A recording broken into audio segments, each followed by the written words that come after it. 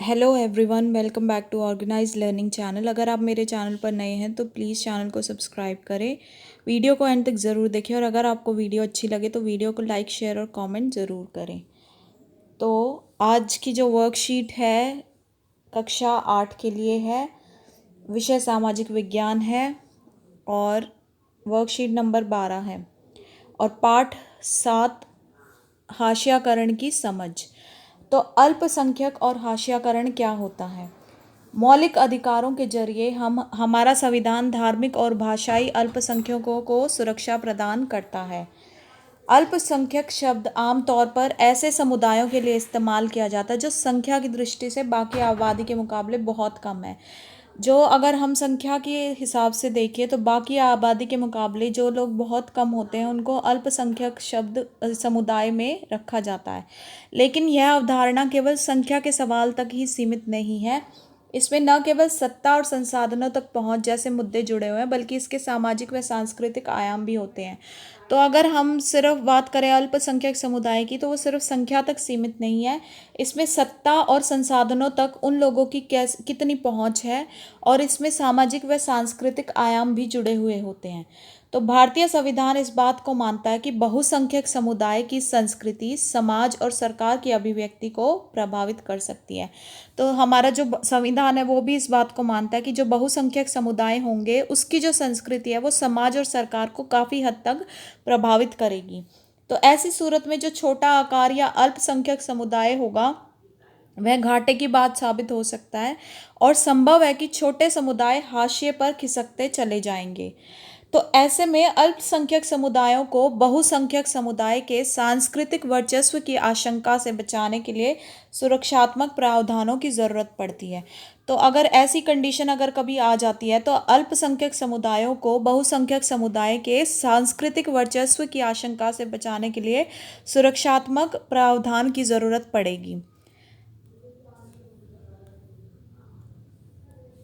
तो ये प्रावधान उन्हें भेदभाव और नुकसान की आशंका से भी बचाते हैं और अगर ऐसे सुरक्षात्मक प्रावधान अल्पसंख्यक समुदाय को दे दिए जाएंगे तो उनमें जो भेदभाव और नुकसान की आशंका है उससे भी वो बच जाएंगे।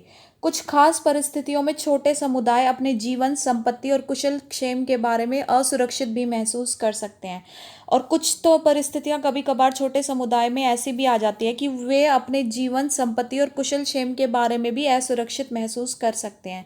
तो असुरक्षा की यह भावना तब और बढ़ सकती है जब अल्पसंख्यक और बहुसंख्यक समुदायों के संबंध तनावपूर्ण होते हैं और ये तब और ज़्यादा बढ़ जाएगी ये असुरक्षा की भावना जब जो अल्पसंख्यक होंगे और जो बहुसंख्यक समुदाय होंगे उनके बीच के जो संबंध है वो तनावपूर्ण होते हैं। संविधान में इन सुरक्षाओं की व्यवस्था इसलिए की गई है कि हमारा संविधान भारत की सांस्कृतिक विविधता की सुरक्षा तथा समानता व न्याय की स्थापना के प्रति संकल्पबद्ध है। तो जो हमारा संविधान है उसमें इन सुरक्षाओं की व्यवस्था क्यों की गई है? क्योंकि हमारा जो संविधान है उस वो भारत की जो सांस्कृतिक विविधता है उसकी सुरक्षा और समानता और न्याय की स्थापना के लिए संकल्पबद्ध है। कानून को कायम रखने और मौलिक अधिकारों को साकार करने में न्यायपालिका एक अहम भूमिका निभाती है। तो जो कानून है उसको बनाए रखने के लिए और मौलिक अधिकारों को बनाए रखने के लिए जो हमारी न्यायपालिका होती है वो बहुत अहम भूमिका निभाती है। तो अगर किसी भी नागरिक को ऐसा लगता है कि उसके मौलिक अधिकारों का हनन हो रहा है तो वह अदालत में जा सकता है। तो अगर भारत का कोई भी नागरिक ऐसा फील करता है कि उसके मौलिक अधिकारों का हनन हो रहा है तो वह अदालत में जा सकता है। तो अब इस पे बेस्ड हम कुछ प्रश्न पढ़ते हैं। क्या क्या है प्रश्न? पहला जो प्रश्न है वो है अल्पसंख्यक समुदाय से आप क्या समझते हैं? तो क्या डेफिनेशन है अल्पसंख्यक समुदाय की? तो हमने ये पढ़ा था कि अल्पसंख्यक शब्द जो है वो यहाँ से हो जाएगा। अल्पसंख्यक शब्द आमतौर पर ऐसे समुदायों के लिए इस्तेमाल किया जाता है जो संख्या की दृष्टि से बाकी आबादी के मुकाबले बहुत कम है। तो ये हो जाएगा हमारा फर्स्ट क्वेश्चन का आंसर। फिर हमारे पास सेकंड क्वेश्चन क्या आता है? सेकंड क्वेश्चन है अल्पसंख्यक समुदाय के हाशियाकरण की संभावना अधिक क्यों होती है? जो अल्पसंख्यक समुदाय होता है उसका हाशियाकरण जो है उसकी संभावना ज़्यादा होती है। तो वो क्यों होती है? तो इसका जो आंसर है वो ये है कि भारतीय संविधान इस बात को मानता है कि बहुसंख्यक समुदाय की संस्कृति समाज और सरकार की अभिव्यक्ति को प्रभावित कर सकती है। तो ऐसी सूरत में जो छोटा आकार या अल्पसंख्यक समुदाय होगा वो घाटे की बात साबित हो सकती है और संभव है कि छोटे समुदाय हाशिए पर खिसकते चले जाएं। तो ये जो है हमारा ये सेकंड क्वेश्चन का आंसर हो जाएगा। नेक्स्ट है हमारे पास थर्ड क्वेश्चन क्या है, भारत की सांस्कृतिक विविधता किस प्रकार सुरक्षित की गई है। जो हमारे देश की सांस्कृतिक विविधता है उसको सुरक्षित कैसे किया गया है।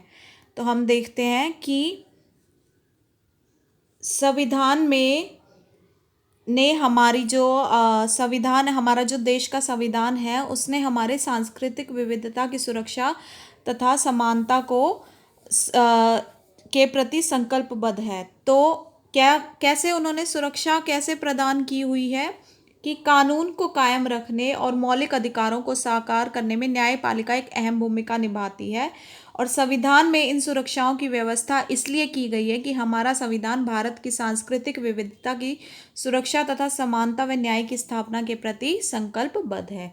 तो ये जो है ये यहाँ से और यहाँ तक ये हमारा कौन सा हो जाएगा, थर्ड क्वेश्चन का आंसर हो जाएगा।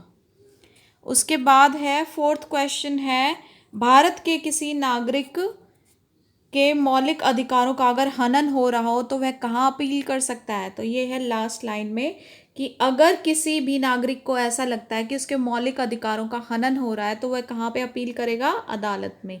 तो ये हो जाएगा फोर्थ क्वेश्चन का आंसर। तो अब कोरोना से संबंधित संदेश हमारे पास क्या है कि 2 गज अथवा 6 फीट की शारीरिक दूरी का पालन करेंगे सभी।